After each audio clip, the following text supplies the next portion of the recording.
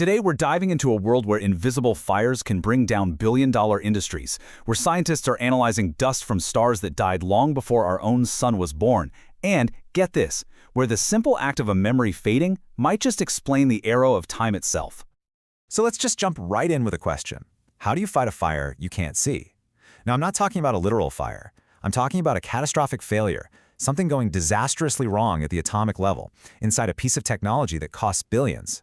That's exactly where our story kicks off. And we're going to explore all this by taking a journey through a modern physics lab. Our guide, 4 simple words that, really, they capture the entire scientific process. Instruments, which are the tools we use to see the unseen. Stuff, the actual material we're looking at. Computers, which is how we make sense of it all. And finally, equations, the fundamental rules that govern absolutely everything. Okay, let's start with part 1, the instruments. We're calling this section nanoscale firefights, and it's all about how scientists get called in to solve these invisible, super high-stakes industrial mysteries. So imagine this. In the world of high-tech manufacturing, scientists get these urgent, emergency calls to solve problems that are completely invisible to the naked eye. They actually call these missions firefights. It's an apt name because they're hunting for defects that are just a few atoms wide, defects that can bring an entire production line grinding to a halt. And one of these firefights was a real head-scratcher, a true mystery. It involved a case of what the researchers started calling ninja defects. And these were these microscopic impurities in silicon wafers that, well, they seemed almost intelligent. They had this uncanny ability to appear at just the right moment in the manufacturing process to cause the absolute maximum amount of damage. So, how on earth do you catch a ninja? Well, you use an incredibly powerful electron microscope. And this, right here, this is the smoking gun. If you look at that first row, the observation was these atom-thick platelets of hydrogen. The implication? Whoa! For the first time, scientists could see exactly how these foreign elements were arranging themselves inside the silicon. Then, second row, by imaging them edge-on, they could precisely measure the stress they were causing. And this was all happening in a material that is absolutely critical for the entire semiconductor industry. Just like that, mystery solved. Okay, so we've covered the instruments. Let's move on to the stuff they're looking at. This is part 2, astronomy in the lab. Here, we're going to shift gears from industrial problems here on Earth to a much, much older and more cosmic mystery: finding and actually analyzing real stardust. Check this out. On the left side, we have carbon dust that literally formed in the atmosphere of a star, billions of years before our own sun even existed. On the right, we have carbon dust that was made in a lab oven. And here's the incredible part. By creating and studying their own version of this star smoke, scientists can actually unlock the secrets of the real thing.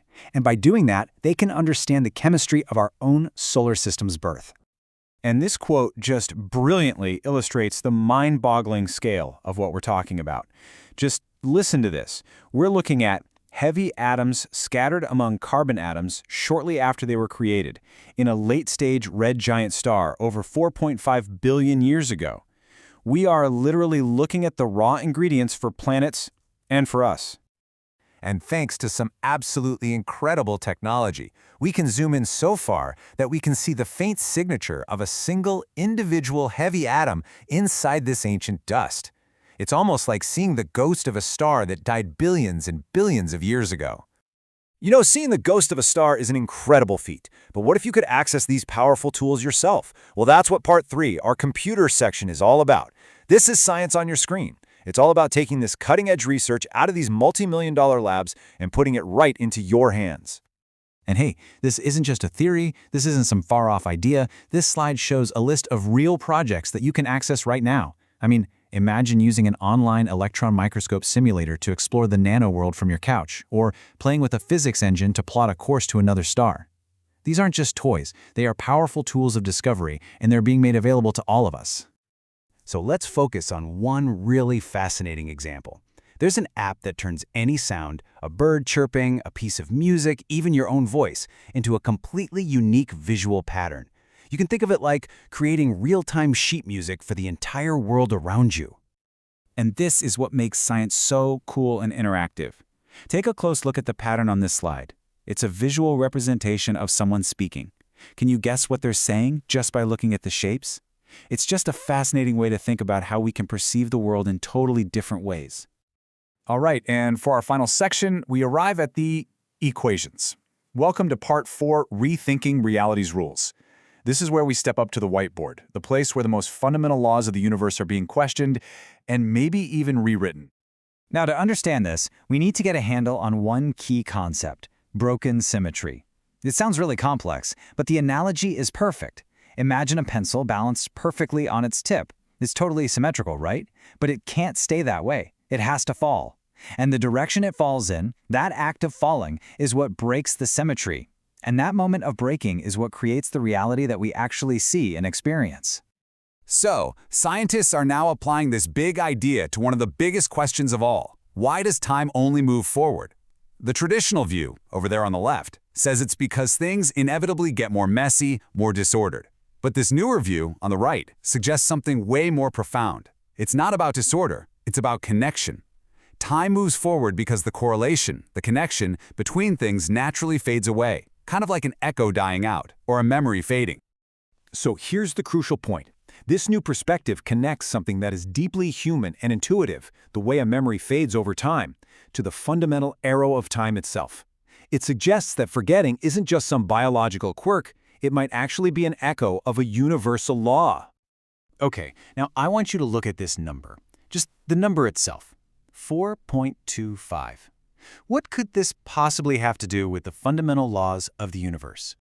Well, believe it or not, it turns out that when you apply the very same mathematical models used to describe how correlations fade in physical systems to social systems, a really fascinating pattern emerges. The analysis suggests that the most robust, the healthiest communities, they aren't made up of perfectly optimized individuals. Nope, they're made of people who are good at focusing on only about 4.25 of 6 key areas of life. In other words, a little bit of imperfection, a little bit of that faded correlation is not a bug, it's a feature. And that leaves us with a final and pretty provocative thought. From those ninja defects in silicon chips, all the way to the fading echoes of a long-dead star, we end up here. What if the healthiest, most resilient systems, and by extension the healthiest communities, are built not on perfection, but on a foundation of beautifully flawed individuals? It's definitely something to think about.